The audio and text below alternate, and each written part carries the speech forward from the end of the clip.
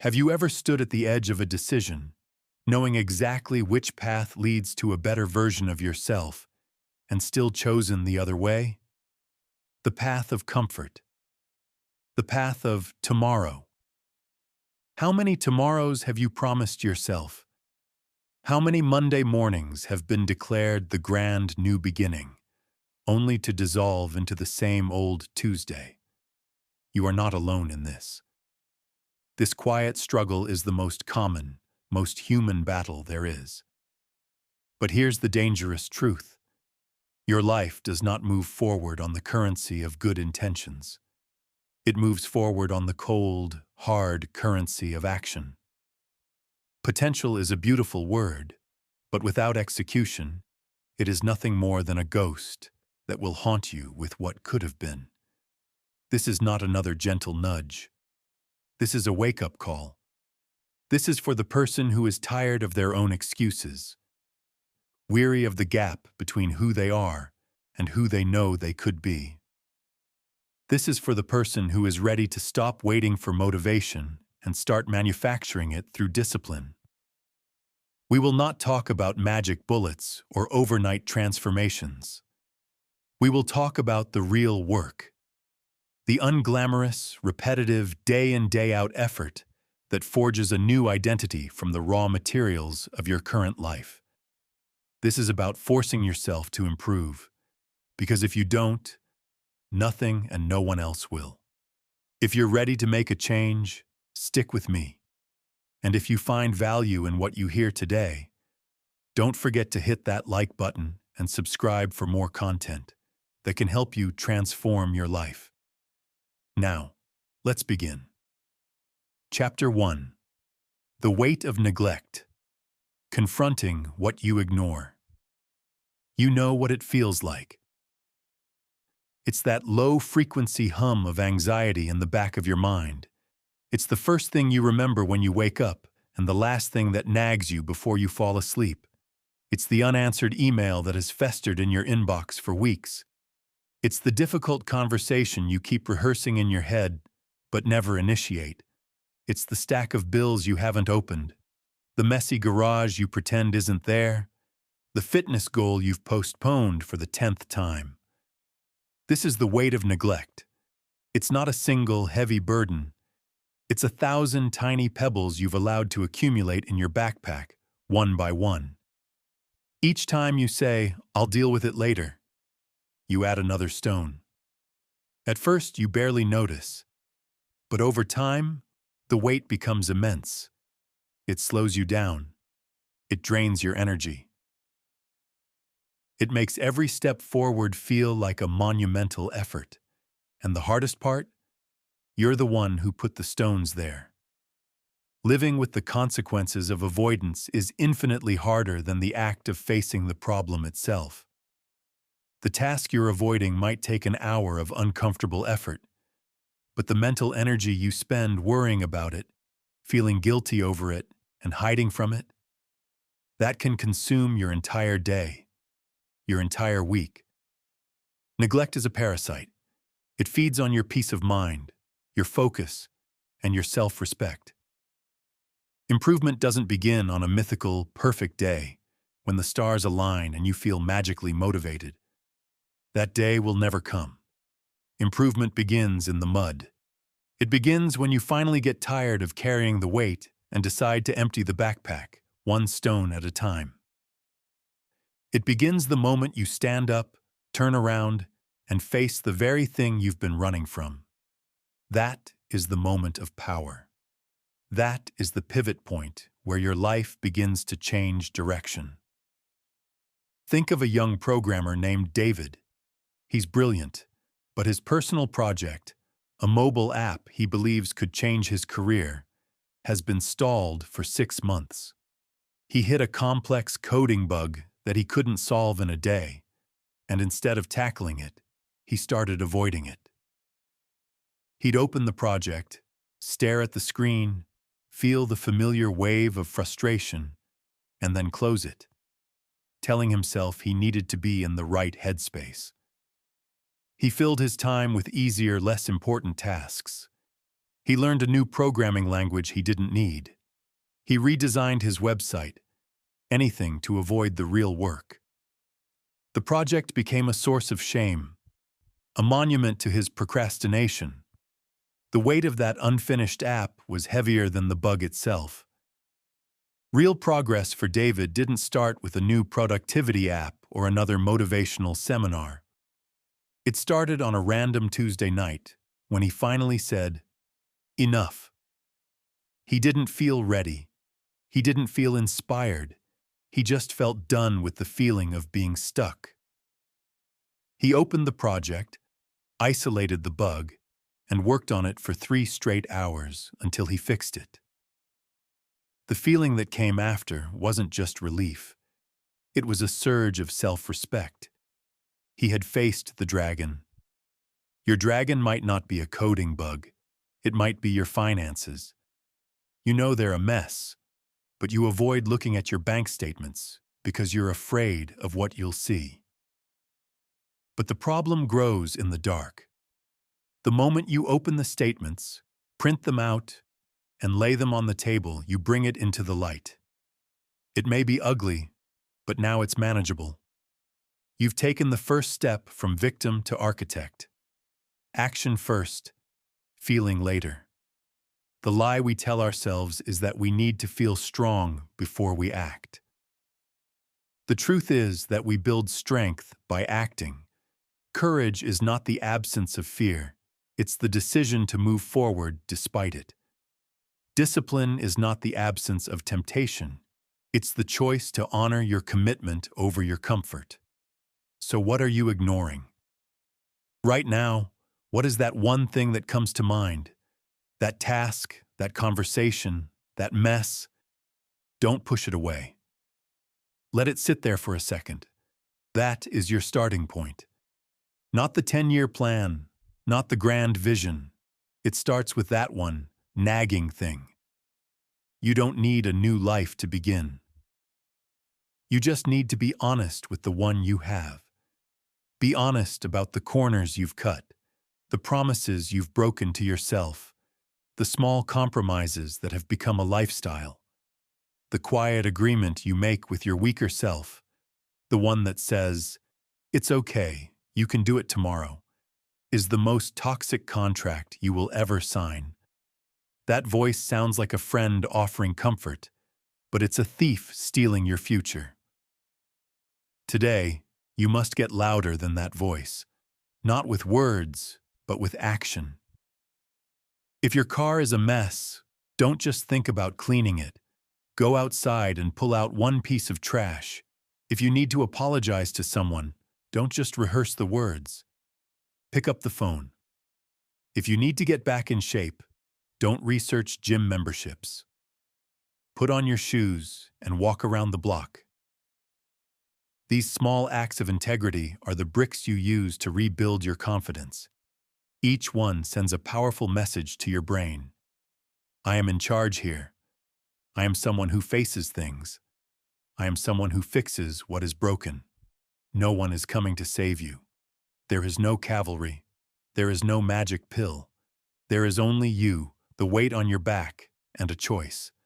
The choice to keep walking, weighed down and exhausted, or the choice to stop, unpack, and deal with what you've been ignoring. Once you do it, you will breathe differently. You will walk with a lighter step. Not because the world changed, but because you proved to yourself that you are stronger than your avoidance. That is the first, most critical step. Stand up and fix what you keep ignoring. The climb begins there. Chapter 2. The Outer Order Principle. Your environment. Your mind. Take a moment and look around you. I mean, really look. Observe the space where you spend most of your time. Your bedroom, your office desk, your car. What do you see? Is it a space of order, clarity, and intention? Or is it a landscape of chaos? Piles of paper, clothes on the floor, dishes in the sink, a dozen browser tabs open to things you forgot you were even looking at. This is not just stuff. This is a physical manifestation of your mental state. Your external world is a mirror reflecting your internal world. And you cannot cultivate a mind of focus, peace, and discipline in an environment of clutter and disarray. It's like trying to grow a beautiful garden in a field of weeds and trash. It simply doesn't work. Every object out of place, every unfinished task visible to your eye, is a tiny, silent drain on your cognitive resources. You may think you're ignoring it, but your brain isn't. Each pile represents a postponed decision. That stack of mail is a series of choices you haven't made. The clothes on the chair are a small failure to complete a cycle of action. It's like trying to run 20 browser tabs in your brain at once. Even if you're only looking at one, the others are still using up memory and slowing the whole system down. This is the subtle tyranny of clutter. It creates a constant, low-grade static in your mind, making it impossible to think clearly and deeply. People say they want motivation, they want clarity, but they wake up in a room that screams chaos. They work at a desk that screams confusion, and they wonder why they feel overwhelmed and unfocused.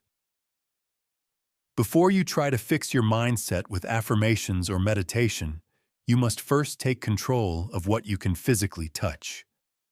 Clean your space. This is not about being a neat freak. This is about a profound act of self-respect. When you take the time to create order in your environment, you are sending a powerful signal to yourself. I am worthy of a space that supports my goals. My energy matters. I am in control here. Think of a young entrepreneur. Let's call her Sarah. She had a brilliant business idea but felt constantly stuck. She described her mental state as a fog. Her home office was a disaster zone. Notes scribbled on loose papers, books piled high, old coffee mugs and tangled wires. She'd sit down to work on her business plan, but her eyes would dart around the room, constantly reminded of the disorder. Her mind would mirror the mess. She'd jump from one idea to the next, never finishing anything. One day, on the verge of giving up, a mentor gave her some strange advice. He didn't ask about her business plan. He asked, "What does your desk look like?" He told her to forget the business for one day and simply bring order to her office. Reluctantly, she did. She spent hours shredding old papers, organizing files, cleaning surfaces, and untangling every last cord. By the end of the day, her office was sparse, clean, and intentional. The next morning, when she sat down at her clean desk, something had shifted. The mental fog was gone. With no visual distractions competing for her attention, she could finally think. She wasn't just in a clean room. She was in a new headspace. The act of creating external order had triggered a sense of internal order. That day, she finished the first complete draft of her business plan. Cleaning your space is a gateway to a more disciplined life because it's an immediate, visible victory. It builds momentum. You start by making your bed. That small win makes you want to tackle the clothes on the floor. Finishing that makes you want to organize your desk.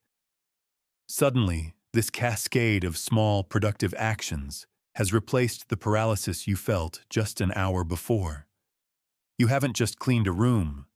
You have broken a pattern of inaction. This principle extends to your digital life as well. Your phone's home screen, your email inbox, your computer's desktop. These are the modern landscapes of our minds. How can you focus when your phone is a minefield of notifications and red bubbles, each one screaming for your attention? Unsubscribe from junk emails. Delete apps you don't use. Organize your files into clear, simple folders. Unfollow social media accounts that leave you feeling drained or envious. Curate your digital environment with the same intention you would your physical one. Protect your focus as if it's the most valuable asset you own, because it is. If you cannot manage a messy room, how can you expect to manage a complex project, a team of people, or the long-term vision for your life? The underlying habits are the same. You either face the disorder and fix it, or you learn to tolerate it. And once you start tolerating disorder in one area of your life, that tolerance bleeds into everything. You start tolerating missed deadlines, sloppy work, and broken promises to yourself. Your standards erode so slowly you don't even notice it's happening. This is your call to action. Don't finish this chapter and say, "That's a good idea." Do it now. Pick one small area. Your desk, your kitchen counter, your car's passenger seat. Spend just 10 minutes bringing order to it. Throw away the trash. Put things where they belong. Wipe it down. Then, stand back and notice how you feel. Lighter, clearer, more in control. It wasn't about the mess. It was about proving to yourself that you are the kind of person who takes action, who creates order from chaos, who respects their environment, and by extension, themselves. This isn't just about tidying up. It's about setting the stage for a clearer mind and a more intentional life. Clean your space. The clarity will follow. Chapter 3. The Integrity Pact. Do what you said you would do. It's Sunday evening. You're feeling a surge of optimism for the week ahead. You map it all out. You'll wake up at 6 a.m. every day, hit the gym before work, eat clean, tackle that big project you've been avoiding, and spend less time on your phone. In that moment of clarity and motivation, the plan feels not only possible but inevitable. You are unstoppable. Then Monday morning arrives. The alarm goes off at 6 a.m. It's dark. It's cold. Your bed has never felt so comfortable. A new voice enters the conversation, a voice that wasn't there on Sunday night. It's the voice of comfort, of negotiation. "You didn't sleep well," it whispers. "Just hit snooze once. You can work out in the evening. It's better to be well rested." This is the moment of truth. This is the crossroad where your identity is forged. The person you are is not defined by the grand plans you make when you feel inspired. The person you are is defined by what you do when that inspiration is gone. The single greatest trait that separates those who achieve their goals from those who are perpetually getting ready to start is this: they do what they said they would do, long after the mood they set it in has left. This is the Integrity Pact. It's a contract you sign with yourself. The terms are simple. Your word is bond. Your commitment is not subject to negotiation based on your daily emotions. If you said you were going to do it, you do it. Period. Most people treat their commitments to themselves as optional suggestions. They see them as flexible guidelines that can be bent or broken the moment they feel tired, bored, or unmotivated. But every time you break a promise to yourself, you cast a vote for an identity you don't want. You tell your subconscious mind, "My words don't mean anything. I can't be trusted." This self-betrayal is a slow-acting poison that erodes your confidence and self-respect from the inside out. You stop believing in yourself because you've seen the evidence day after day that you don't follow through. Conversely, every time you honor your commitment, especially when it's hard, you cast a vote for the person you want to become. You build a deep, unshakable trust with yourself. Confidence isn't something you're born with. It's the reputation you build with yourself. It's the accumulated evidence of promises kept. Imagine a young woman, Maria, who decides to train for her first 5K race. On day 1, she's excited. She buys new running shoes, posts her goal on social media, and feels great after her first run. By week 2, the novelty has worn off. It's raining outside, her legs are sore, and she'd rather watch TV. Her feelings are screaming at her to stay inside. But her commitment, the integrity pact, says, the plan was a 3-mile run today. She doesn't consult her feelings. The decision has already been made. She puts on her shoes and goes. That run is more important than her first one. It's more important than the race day itself. Because on that run, she isn't just training her body, she is training her character. She is teaching herself that her commitment is stronger than her comfort, that her discipline can override her mood. Each of these difficult runs is a deposit in her self-trust account. By the time race day comes, she's not just physically ready, she's mentally fortified. She knows she can do it because she has 100 receipts of her own discipline. You have to stop treating your feelings as your boss. Feelings are fickle, temporary, and often unreliable guides for long-term progress. They are like the weather, constantly changing. Would you build a house based on today's weather forecast? Of course not. You build it on a solid foundation. Your principles, your commitments, your word, that is your foundation. Your mood is just the weather of the day. Let it rain. Let the wind blow. The foundation remains. This doesn't mean you become a robot devoid of emotion. It means you develop the skill of separating feeling from action. You acknowledge the feeling. I feel tired. I feel unmotivated. I feel afraid. And then you do the thing anyway. This is the essence of emotional maturity and the bedrock of all success. You are the master of your emotions, not their servant. Think about the most reliable, impressive people you know. They aren't the most talented or the most intelligent. They are the most consistent. They are the ones who show up day after day, not because they always feel like it, but because they are driven by a purpose that is bigger than their momentary discomfort. They have an unspoken integrity pact with themselves. Their actions and their words are in alignment. This alignment creates a powerful, quiet force that shapes their entire reality. So how do you build this? You start small. Don't promise yourself you'll completely overhaul your life overnight. Make one small, non-negotiable promise. I will read for 10 pages every night. I will drink a glass of water first thing in the morning. I will not hit the snooze button. Then, keep that promise like your honor depends on it, because it does. Defend it against the onslaught of your own excuses.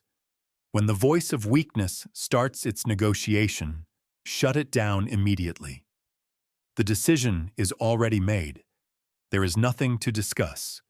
The more you practice this on small things, the more capacity you build to do it on big things. Your life will transform not in a single leap, but in the chain of 1,000 small promises kept. You won't always feel good. You won't always be motivated, but you can always be disciplined. That power, that choice, is always available to you. Choose to be someone whose word means something, especially when the only person listening is you. Chapter 4. The Inner Architect. Rewriting your internal monologue. There is a conversation happening inside your head right now. It's been happening every moment of every day for your entire life. It's the constant stream of thoughts, judgments, and interpretations that color your entire experience of reality. This inner monologue is the most influential voice you will ever hear. It is the architect of your beliefs, the sculptor of your mood, and the silent director of your actions. Now ask yourself a brutally honest question. Is that voice your ally or your enemy?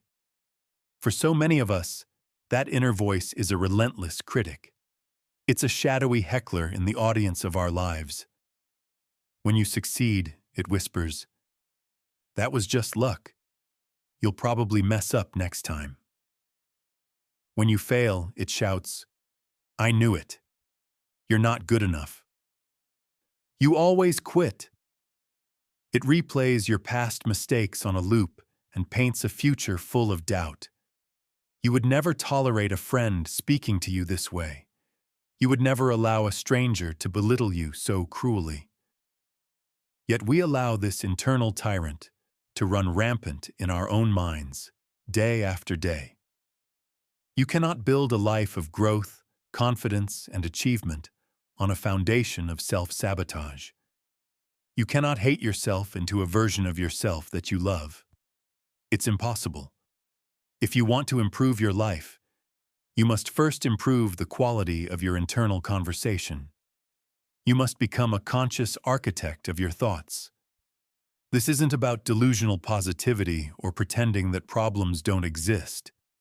It's about shifting from a language of judgment to a language of observation and direction. It's about becoming your own coach, not your own critic. A good coach doesn't ignore your mistakes. They point them out, but they do it with the intention of making you better. A critic just points them out to make you feel worse. Let's say you skip a workout you had planned. The critic's voice sounds like this: "See? You're so lazy. You never stick to anything. You might as well just give up." This narrative is a dead end. It offers no solution, only shame. It reinforces the negative identity of being a quitter. A coach's voice sounds like this: "Okay, you missed today's workout. Let's look at why. Were you too tired? Did you schedule it at a bad time? Let's make a plan to ensure it doesn't happen tomorrow. We'll adjust the time to 6 p.m. instead of the morning. You can still get back on track." This narrative is forward-looking. It's compassionate but firm. It acknowledges the slip-up, analyzes it without judgment, and creates a strategy for future success. You have the power to choose which voice you cultivate. It starts with awareness. You must begin to listen to your thoughts as if you were a third-party observer. Notice the patterns. When do you speak most harshly to yourself? Is it when you're stressed? When you're trying something new? When you compare yourself to others? Just notice without judgment. The act of noticing is the first step in creating distance between you and the negative thought. You are not your thoughts. You are the one who hears them. Once you've noticed the pattern, you can begin to actively reframe it. This is not about lying to yourself. It's about finding a more empowering, more useful truth. When your mind says, "This is too hard. I can't do this," you consciously intercept that thought. You replace it with, "This is challenging, and I'm learning how to do it." When your mind says, "I messed everything up," you replace it with, "I made a mistake. What can I learn from this so I can do better next time?" When your mind says, "I'll never change," you replace it with, "I am a work in progress, and I'm building better habits one day at a time." These are not just empty affirmations. These are strategic commands you are giving to your brain. Your brain is a powerful but literal machine. It believes what you tell it most often. If you repeatedly tell it that you are incapable, lazy, and a failure, it will look for evidence to prove you right. It will filter your reality to match that belief. But if you consistently feed it a narrative of growth, resilience, and capability, it will start to look for evidence of that too. You are literally rewiring your neural pathways. Think of it like training a dog. If you only ever shout at the dog and punish it for every mistake, you will create a timid, anxious, and ineffective animal. But if you use firm commands, positive reinforcement, and clear direction, you will cultivate a confident, loyal, and capable companion. Your mind is the same. You must train it with intention. This is the real work that happens behind the scenes. People see the external results, the promotion, the fit body, the successful business, but they don't see the thousands of internal battles that were won to make it happen. They don't see the conscious choice, repeated over and over, to reject a limiting thought and choose a more powerful one. Your inner world creates your outer world. You will never outperform your own self-image. If you see yourself as someone who is unworthy or incapable, you will unconsciously make choices that validate that belief.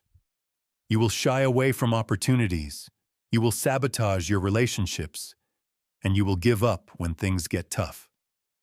Start today, right now. What is one negative, recurring thought you have about yourself? Identify it. Now write down a new, more empowering thought to replace it with. Put it on a sticky note. Set it as a reminder on your phone. Make it your mission to consciously practice this new thought every single time the old one appears. It will feel unnatural at first.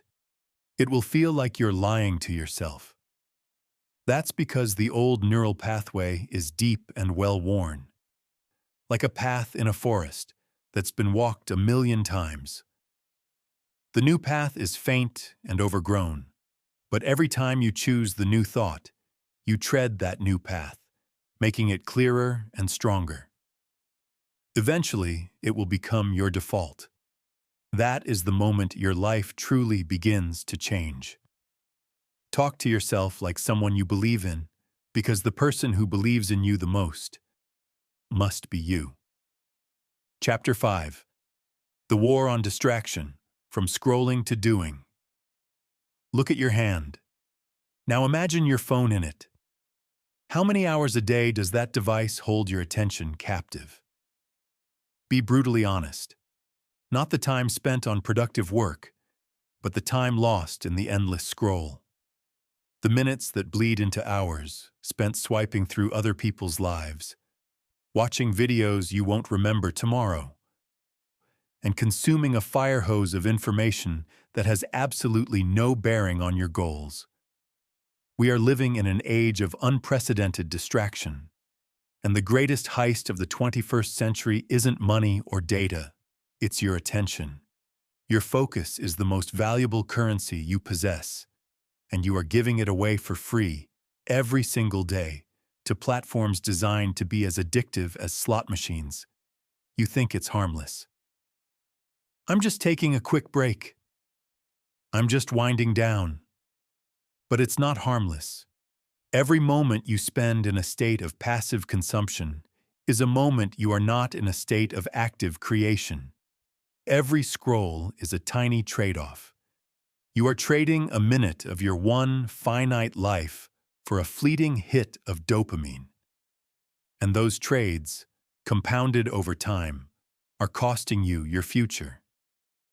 Distraction is the silent killer of dreams. It doesn't feel dangerous. It feels easy. It feels comfortable. It's the path of least resistance. When you're faced with a difficult task, a challenging project, or an uncomfortable emotion, the siren song of your phone is almost irresistible. It offers an instant escape, a temporary numbing of the responsibility that awaits you. But the work doesn't go away. The problems don't solve themselves. While you are lost in the digital haze, your life is on pause. Your goals are gathering dust. Your potential is atrophying. And then you look up, hours later, filled with a vague sense of anxiety and regret, wondering where the day went. You weren't lazy. You were hijacked. The solution is not to smash your phone and move to a cabin in the woods. The solution is to declare a conscious war on mindless distraction. It's about shifting from being a passive consumer to an intentional doer.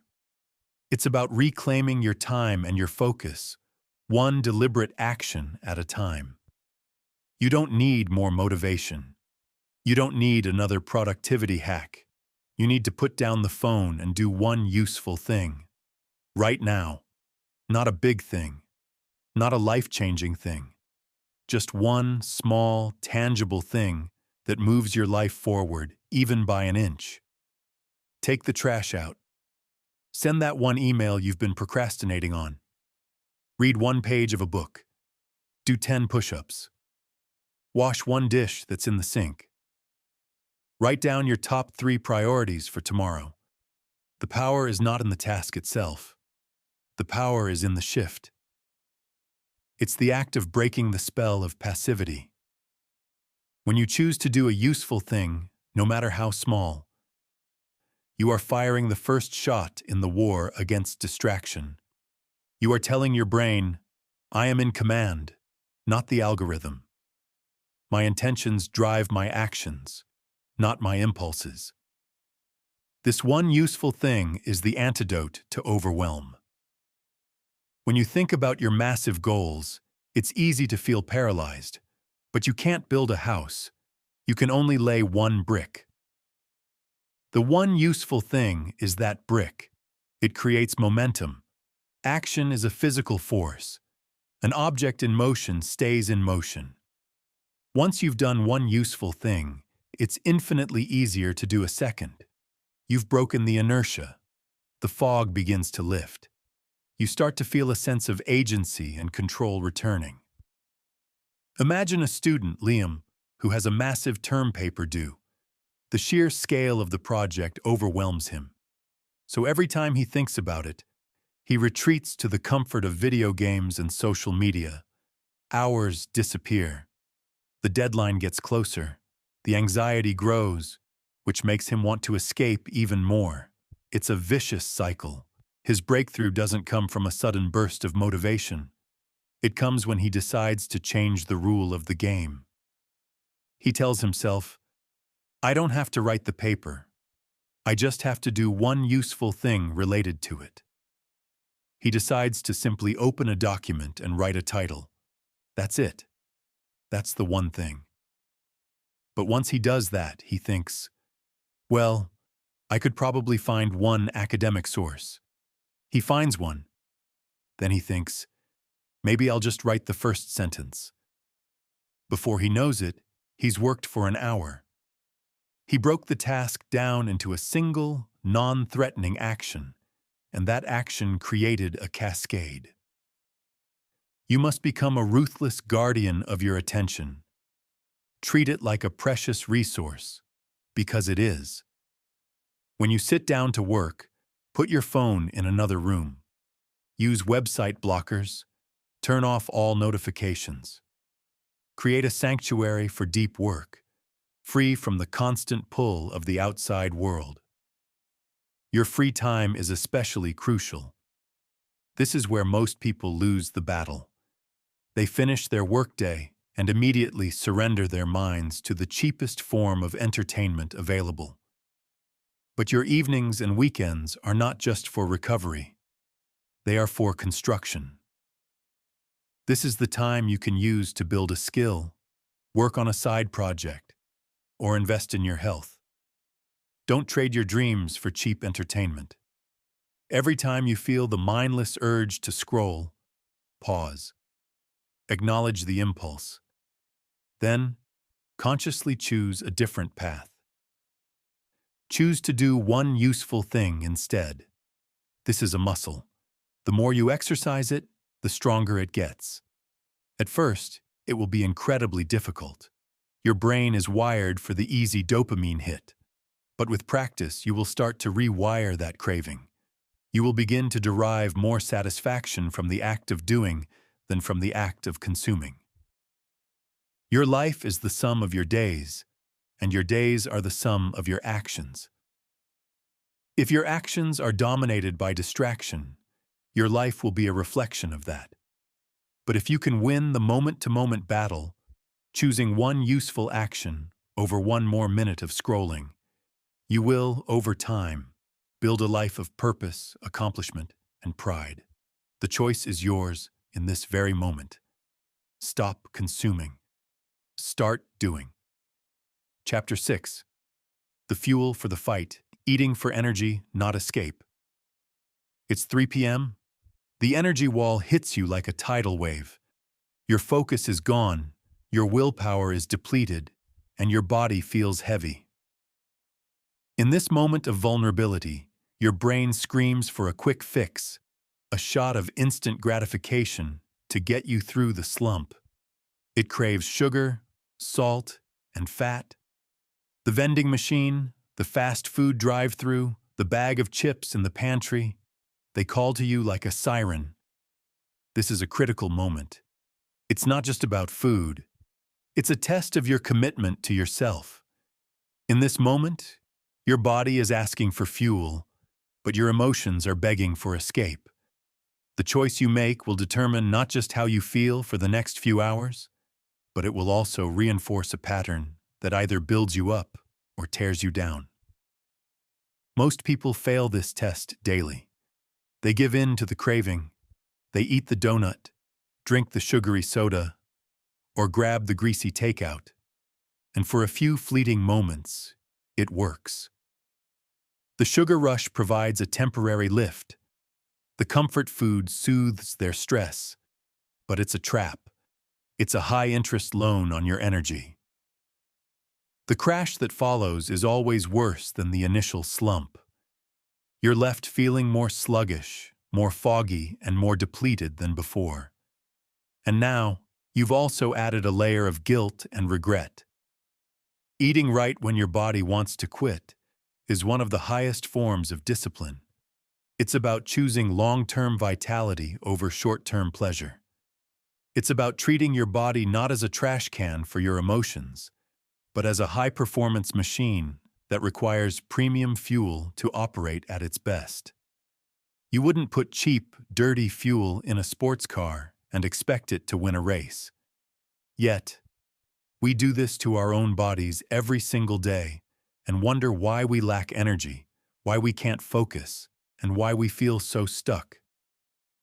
Your food is not just calories, it's information. Every bite you take sends instructions to your cells, your hormones, and your brain. You are either sending messages of inflammation, lethargy, and fog, or you are sending messages of vitality, clarity, and strength. Think of it this way. Your willpower is a finite resource, like a battery that drains throughout the day. Poor food choices actively accelerate this drain. A high-sugar, processed meal causes your blood sugar to spike and then crash, taking your energy and focus down with it. When your body is in this volatile state, you are far more likely to procrastinate, make impulsive decisions, and give in to other bad habits. You don't have the physiological resources to fight back. On the other hand, a meal rich in protein, healthy fats, and complex carbohydrates provides a steady release of energy. It stabilizes your blood sugar, supports brain function, and keeps your willpower battery charged. When you are properly fueled, you are more resilient. You can handle stress better. You can think more clearly. You have the physical foundation upon which discipline can be built. Consider a construction worker, Mark. He used to live on a diet of coffee, donuts for breakfast, a fast food burger for lunch, and a frozen pizza for dinner. He was chronically tired, irritable, and his work was getting sloppy. He thought it was just the stress of the job. A friend challenged him to a simple one-week experiment: swap his usual choices for whole foods. Scrambled eggs for breakfast, a chicken salad for lunch, grilled fish and vegetables for dinner. The first 2 days were hard. His body craved the junk it was used to. But by day 3, something shifted. He woke up feeling less groggy. The 3 p.m. crash didn't happen. He felt physically stronger and, more surprisingly, mentally sharper on the job site. He realized he hadn't been tired from the work.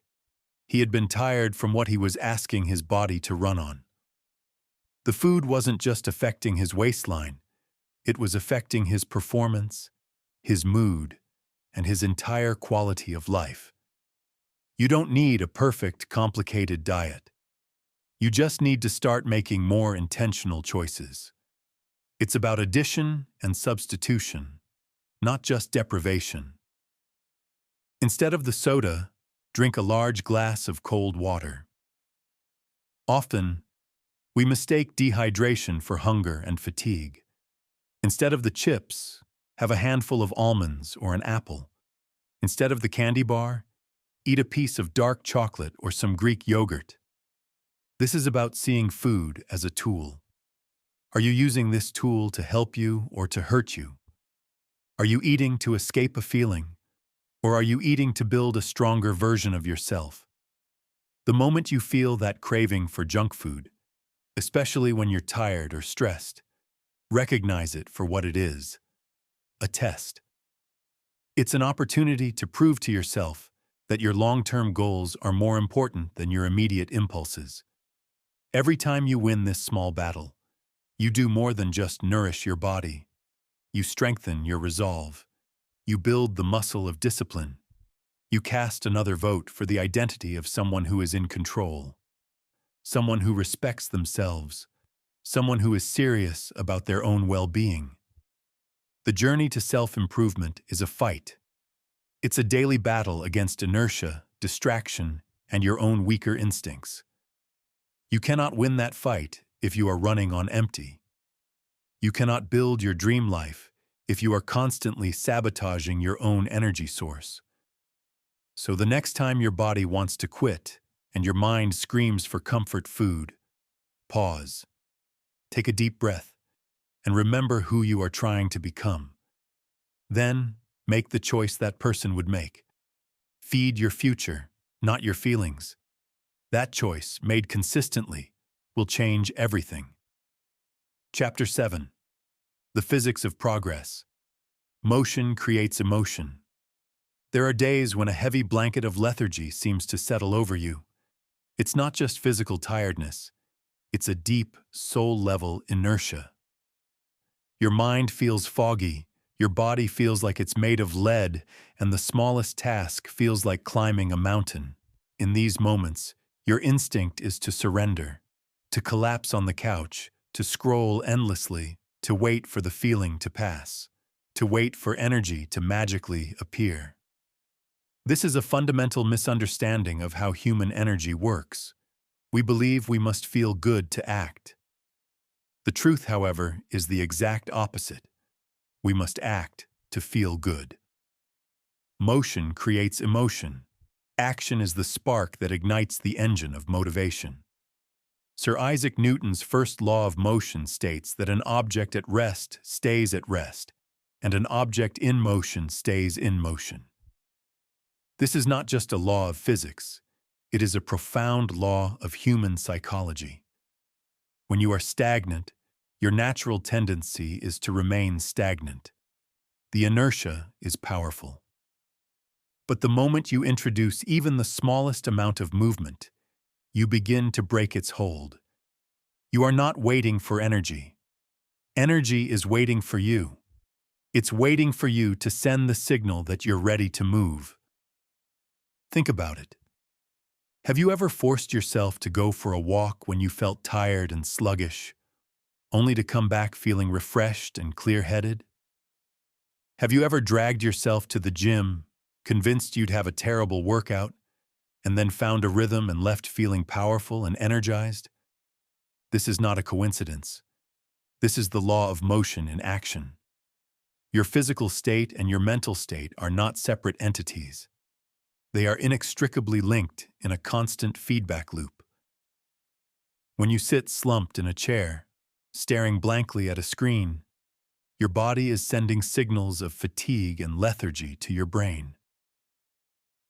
Your posture, your shallow breathing, your lack of movement, it all reinforces the feeling of being stuck. Your brain responds by producing the corresponding chemistry of low energy and low mood.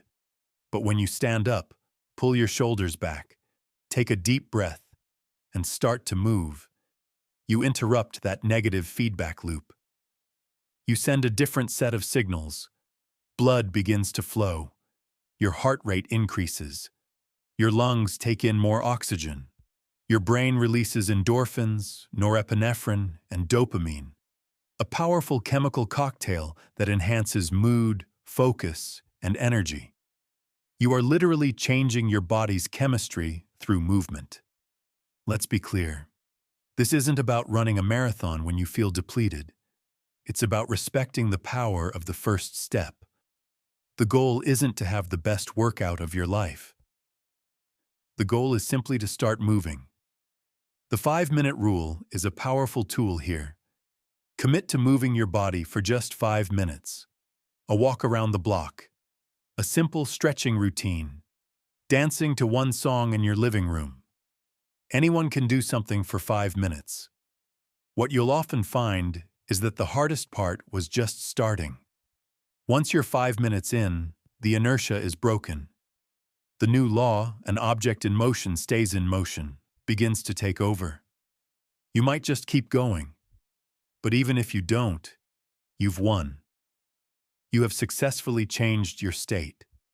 You have proven to yourself that you are in control, not your fleeting feelings of fatigue. Consider the metaphor of a car with a dead battery. You can sit inside, turning the key over and over, hoping the engine will start. But it won't. You need a jump start. You need an external jolt of energy. For the human mind and body, physical movement is that jump start. It's the jolt that gets the engine turning over again. Waiting on the couch for motivation to strike is like sitting in that cold, dead car, just hoping. Getting up and moving is like getting out and pushing the car to get it started.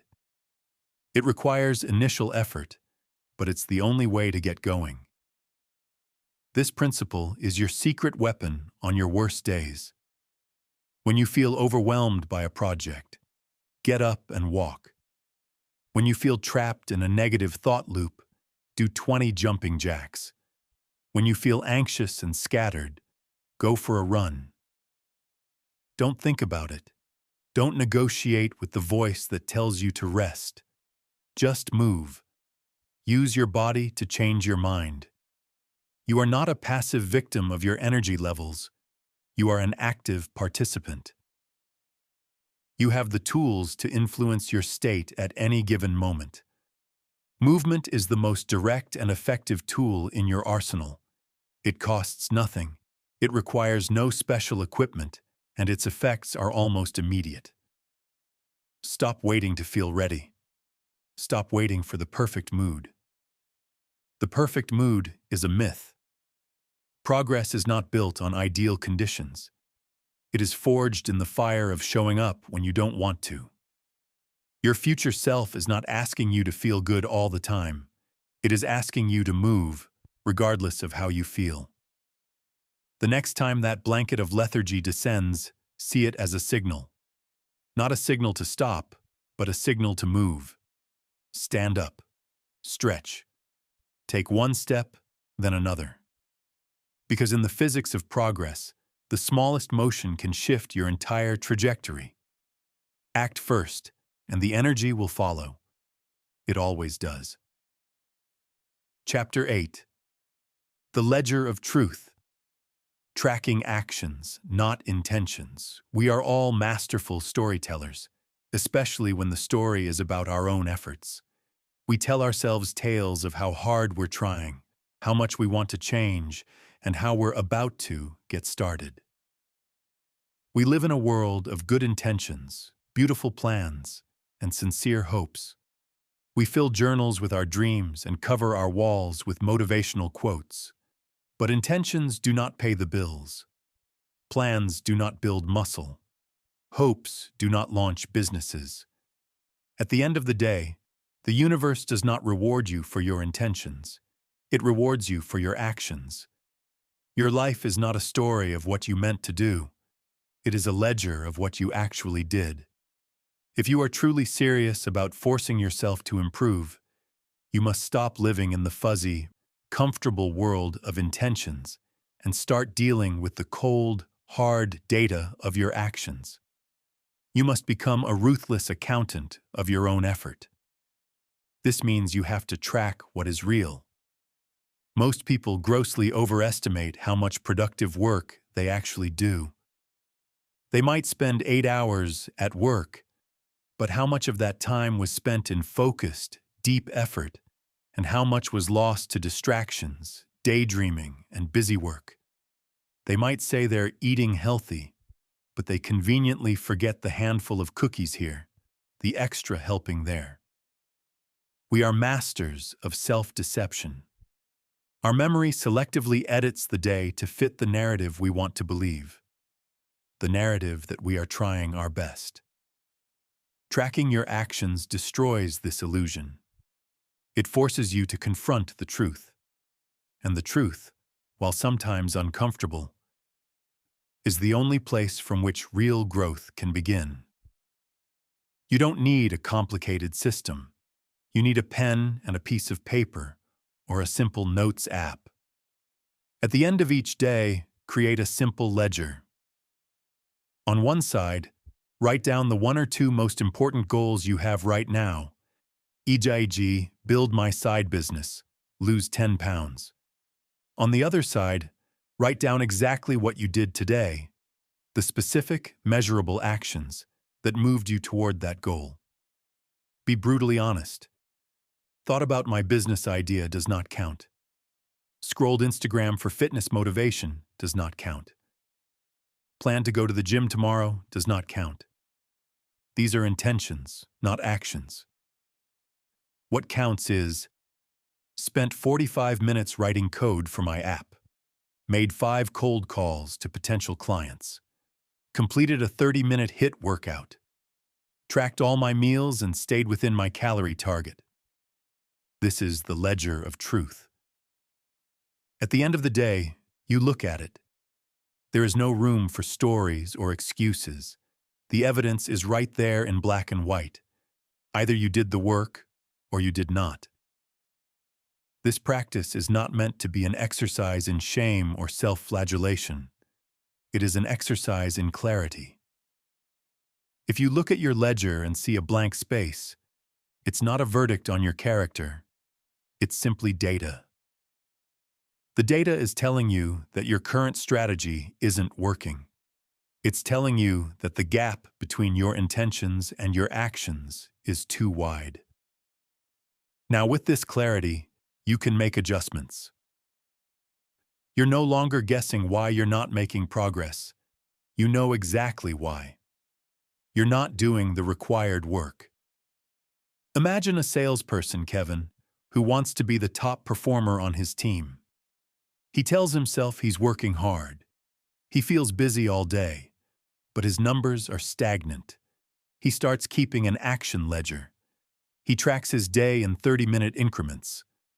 The results are shocking. He discovers he's spending less than 2 hours a day on his most important task, prospecting for new clients. The rest of his time is eaten up by checking emails, internal meetings, and browsing the web. His feeling of being busy was an illusion. The ledger revealed the truth. With this new awareness, he restructures his day, blocking out the first 2 hours for pure, uninterrupted prospecting. His numbers begin to climb almost immediately. The truth set him free. What gets measured gets managed. You cannot improve what you do not track. When you rely only on your feelings, your progress is left to chance. But when you rely on data, you can be strategic. You can identify patterns. You can see that on days you exercise in the morning, you are far more productive in the afternoon. You can see that when you don't plan your day the night before, you are far more likely to waste time. This isn't guesswork. This is your own personal data telling you how you operate best. Your intentions are a beautiful starting point, but they are weightless. Your actions have mass. They have an impact. They create ripples in the fabric of your reality. Every completed task, every kept promise, every disciplined choice is a deposit into the bank account of your future self. Every broken promise, every avoided task, every surrender to distraction is a withdrawal. The ledger of truth simply shows you your daily balance. So tonight, before you go to sleep, conduct your first audit. Take out a piece of paper, write down your goals, and then write down the evidence of your actions from today. Face it. Don't judge it. Just see it. Then ask yourself, if I repeat today's actions every day for the next year, will I be closer to my goals, or will I be in the exact same place? The answer to that question is all the motivation you will ever need. Let the truth be your guide. Track your actions, not your intentions, and you will unlock a level of progress you never thought possible. Chapter 9. The Mirror of Accountability. A daily dose of reality. There is an exercise I want you to perform, not just once, but every single day. It requires no equipment, costs no money, and takes only 60 seconds. But it may be the most uncomfortable and most transformative 60 seconds of your day. Go to a mirror. Stand close enough to see the details in your own eyes. Turn off your phone. Ensure you are alone. And just look. Don't look for flaws in your appearance. Don't fix your hair. Look past the surface. Look yourself in the eye and hold your own gaze. In this moment, there are no masks, no performances, and no excuses. The person staring back at you knows everything. They know the promises you've made and the ones you've broken. They know when you gave your best effort and when you gave in. They know what you say you want, and they see what you're actually doing to get it. The mirror is a place of inescapable truth, and this is why most people avoid it. We glance at our reflection, but we rarely hold its gaze, because to truly see ourselves is to be held accountable. And accountability is the sharp, clarifying light that banishes the comfortable shadows of our own self-deception. Growth is impossible as long as you are lying to yourself. You can fool your friends, your family, your colleagues. You can curate a social media feed that projects an image of success and discipline. But you cannot fool the person in the mirror. They have the receipts. The daily practice of looking in the mirror is about creating a moment of radical honesty. In this moment, you ask the hard questions out loud. Did you do what you said you would do today? Did you let your mood dictate your actions? Did you choose the easy path over the right one? Are you being honest with yourself about where you are falling short? Are you proud of the person I'm looking at right now? Say the words. Let them hang in the air. This isn't about shaming yourself. Shame is a paralyzing emotion that leads to hiding. This is about clarity. This is about ownership. This is about respecting yourself enough to tell yourself the truth. Pretending things are fine when they are not is a form of self-abandonment.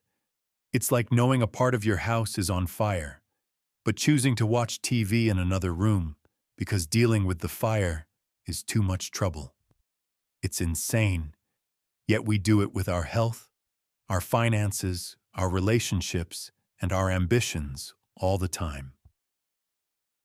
The mirror doesn't care about your stories.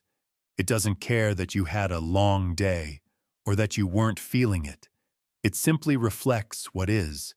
And if you don't like the reflection, if you see a person who is inconsistent, who lacks follow-through, who is living below their potential, that is not a condemnation. It is a diagnosis. And with a diagnosis, you can create a treatment plan. But without that honest look, you remain in the dark, wondering why you're not getting better, all the while refusing to look at the wound. Think of it like a ship's captain. A good captain doesn't just stare at the destination on the map. They are constantly checking their current coordinates. They are looking at the compass, the weather, the state of the ship. They need an accurate assessment of their present location to make the necessary adjustments to stay on course. The mirror is your daily coordinate check. It tells you where you actually are, not where you wish you were. One of the most powerful things you can do in front of that mirror is to not just admit your shortcomings, but to also recommit to your standards. Look yourself in the eye and say, "Yesterday, you fell short. You were distracted and undisciplined. But that is not who we are. Today we will be focused. Today we will keep our word. Today we will earn our own respect." This act of verbal recommitment is incredibly powerful. You are separating yesterday's actions from today's identity. You are giving yourself a clean slate, not based on wishful thinking, but on a direct, personal command. You will have days when you don't like the person you see. Those are the most important days to do this exercise. It's easy to face yourself when you're winning. The real character is built by facing yourself after a loss and choosing to get back in the fight. Your life is a direct result of the standards you are willing to tolerate. If you tolerate inconsistency from yourself, you will have an inconsistent life. If you tolerate excuses, your life will be full of them. The mirror is where you draw the line. It's where you look yourself in the eye and say, "This standard is no longer acceptable." There is a strength that is forged in this daily practice of self-confrontation. You become mentally tougher. You are quicker to catch yourself when you start to slip. You stop blaming external circumstances and take radical ownership of your life, because you know that at the end of every day, you will have to answer to the one person you can't lie to. Do not be afraid of what you see. The truth is your greatest ally. It is the solid ground upon which you can build anything. So go to the mirror, hold your own gaze, tell the truth, and then go out and live a day that makes the person staring back at you proud. Chapter 10. The End of Negotiation. Silencing the Voice of Weakness. Every day, a negotiation takes place in the boardroom of your mind. On one side of the table sits your higher self, the disciplined, ambitious, long-term thinker. This is the part of you that sets goals, makes plans, and dreams of a better future. On the other side of the table sits your weaker self, the voice of instant gratification, comfort, and compromise. This voice is a master negotiator. It is cunning, persuasive, and it knows all of your buttons. The negotiation begins the moment a difficult task presents itself. It's time for the workout. It's time to make the cold call. It's time to say no to the dessert. And the voice of weakness opens the bidding. You've had a really hard day. You deserve a break. Just do it tomorrow. You'll have more energy then. One little bit won't hurt. You can be good again starting Monday. It's not that important anyway. What's the big deal? And what do most of us do? We engage in the negotiation. We start to debate. We weigh the pros and cons. We entertain the possibility of compromise. The moment you sit down at that negotiating table, you have already lost. Because weakness will always have a more compelling short-term argument than discipline. Comfort will always feel better right now than effort. The fatal mistake is believing this is a negotiation between two equal parties. It is not. It is a battle between your future and your past. It is a choice between growth and stagnation. To truly force yourself to improve, you must declare that the negotiation is over. Permanently. You must get to a point where your non-negotiables are exactly that, not up for discussion. When the alarm clock rings, you don't debate whether to get up. The decision was already made the night before. You get up. When it's time to work on your most important task, you don't ask yourself if you feel inspired. The decision is embedded in your schedule. You do the work. This is the mindset of a professional versus an amateur. An amateur works when they feel like it. A professional works regardless of their feelings. Their commitment is to the process, not the mood. They have silenced the negotiator. How do you do this? You must build systems and routines that make your desired actions the path of least resistance.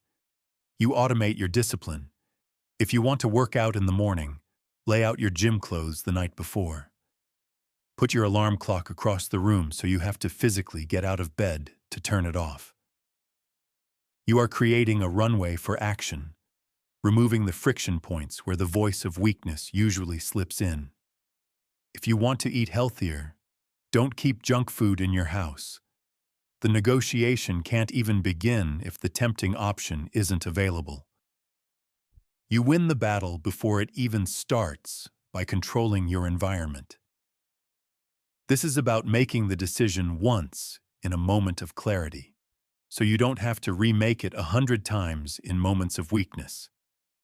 You decide on Sunday what your workout schedule will be for the week. That's it. The decision is made. When Wednesday comes around and you feel tired, there is nothing to debate. It's on the schedule. You just execute. Weakness thrives in ambiguity. It loves unstructured time and vague goals. When your plan is, I should probably work on my project sometime today, weakness has 1,000 opportunities to negotiate for delay. But when your plan is, from 9 a.m. to 11 a.m., I will be working on my project with my phone off in another room, the door for negotiation is slammed shut. Think of it like this. Your willpower is a muscle, but it's also like a judge. If your inner courtroom is constantly hearing cases all day, should I get up now? Should I check my email? Should I eat this cookie? The judge will get exhausted. This is called decision fatigue. By the end of the day, your judge is so tired, they will just approve anything to get some peace. This is why we often make our worst choices in the evening. By ending the negotiation, you are freeing up that mental energy. You are saving your judge's strength for the truly important decisions. Your daily habits should be automatic, running on the power of a decision you made long ago. Recognize that the voice of weakness is not you. It is a primitive part of your brain, your limbic system, that is wired for one thing: survival through the conservation of energy and the avoidance of pain. It thinks effort is a threat. It thinks discomfort is dangerous. It's just trying to do its ancient job, but you are no longer living in a world where conserving energy by lying in a cave all day is a good survival strategy. You must learn to hear that voice, acknowledge its evolutionary purpose, and then calmly ignore it. You say, I hear you. Thank you for the suggestion, but we are doing this anyway. The more you do this, the quieter that voice becomes. It learns that it has lost its power in the boardroom. It learns that you are no longer a willing participant in its debates, and in the silence it leaves behind, you will find a new kind of power. A quiet, steady, unshakable resolve. You will start to trust yourself on a level you never have before, because you know you are no longer a person who negotiates with their own potential. Your goals don't care about your excuses. Your future doesn't care about your feelings. They only care about your actions. Stop the debate. End the negotiation. Do the work. That is the only path forward. Conclusion: the architect of action. We have journeyed through the messy, uncomfortable, and ultimately empowering landscape of true self-improvement.